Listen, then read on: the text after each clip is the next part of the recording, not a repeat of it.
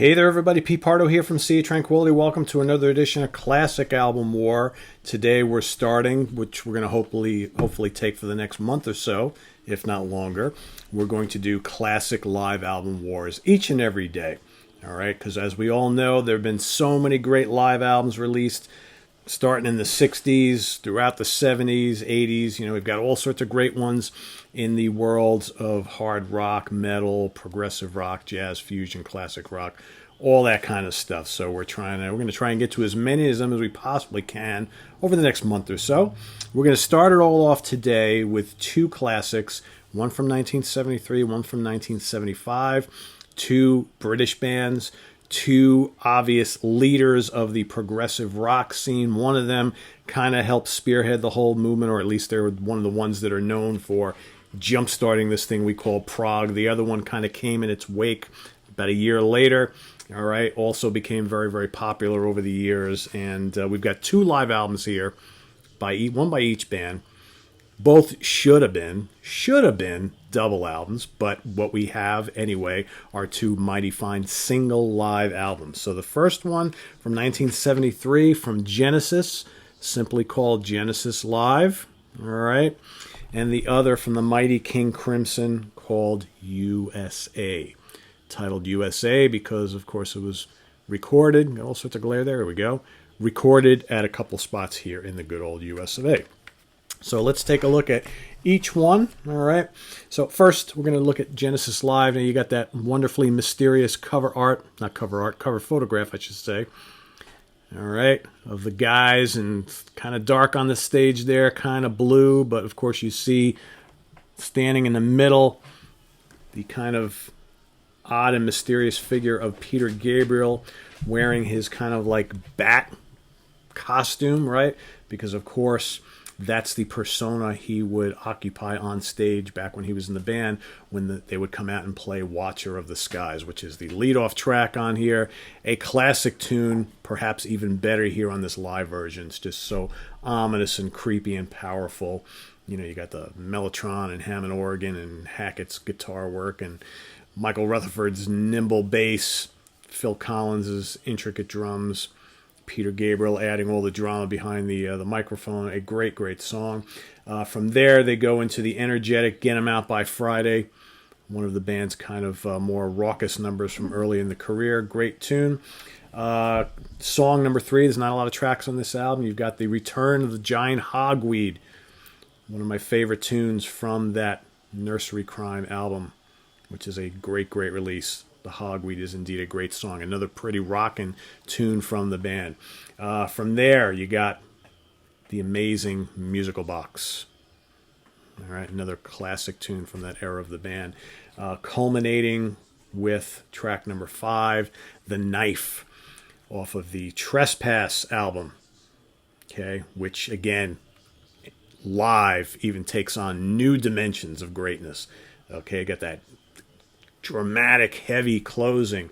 All right, the blistering guitar work of Hackett, Tony Banks' great keyboard work, right?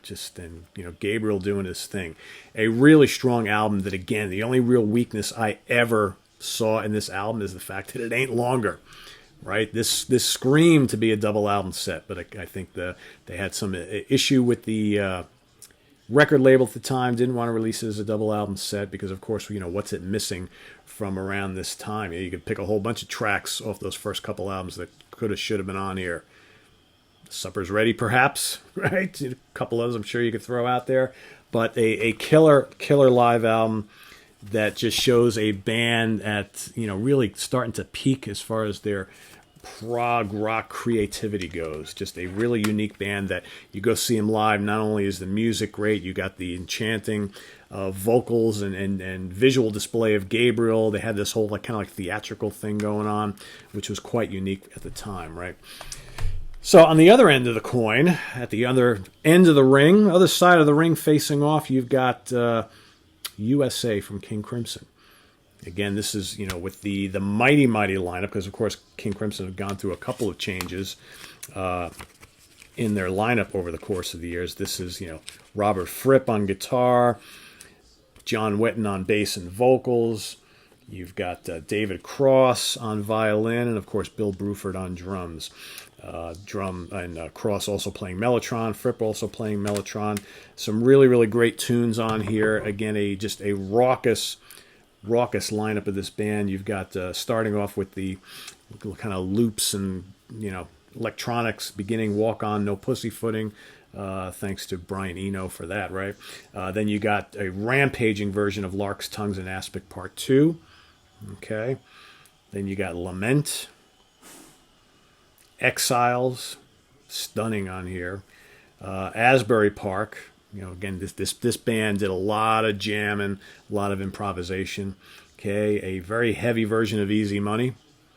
All right, then you've got 21st Century Schizoid Man, a look back to their very, very first album. This lineup did not play a lot of tunes from those first, 2 albums.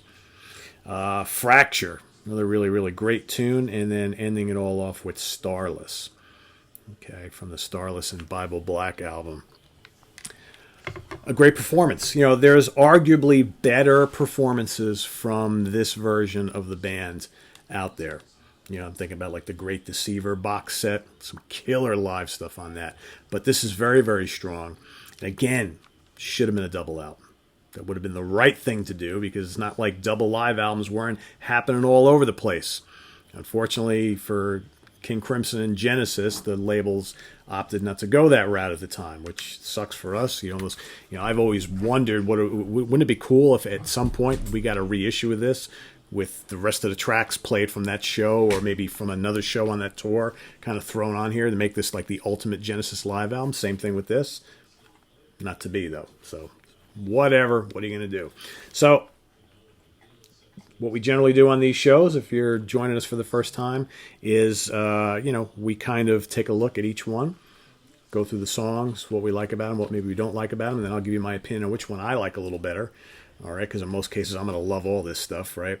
This is a tough one, okay, because you got 2 bands, like I said, at the height of their powers, basically here, both prog bands, but kind of different. You got these guys who, musically speaking, had no peers, save for maybe Gentle Giant.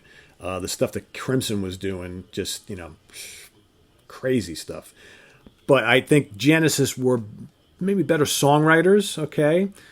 Whereas people came to Genesis, a lot for lyrics and the kind of visual imagery of Peter Gabriel and the textures and all that kind of stuff, the drama and all that sort of thing. Whereas, these guys hit you with, a lot of power and just jaw-dropping musical performances, okay? Because they had a dangerous element to their music.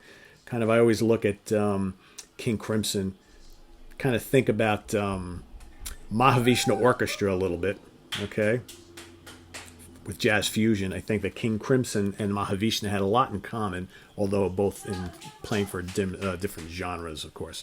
My wife is listening to the baseball game in the next room, and I think my Mets are doing something kind of good because she's all up in arms. So anyway, so what do I think? Well, you know what? I've been listening to and loving this album a lot longer than this one. So I'm going to give this win, for me anyway, to Genesis, just because, I love King Crimson to death. Genesis is a little more special to me personally, all right? When you talk about, all the classic prog bands and which ones I really love, Genesis for me always sits right at the top. Not that Crimson aren't right behind them, for me it's Genesis, yes, Gentle Giant, Jethro Tull, and King Crimson. Those are my favorites, right?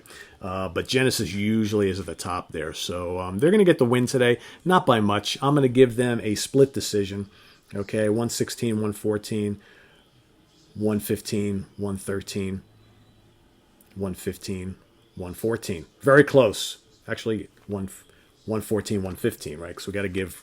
One judge is going to give it to King Crimson. The other 2 are going to give it here. Okay, I use these boxing analogies here because I'm a big boxing fan.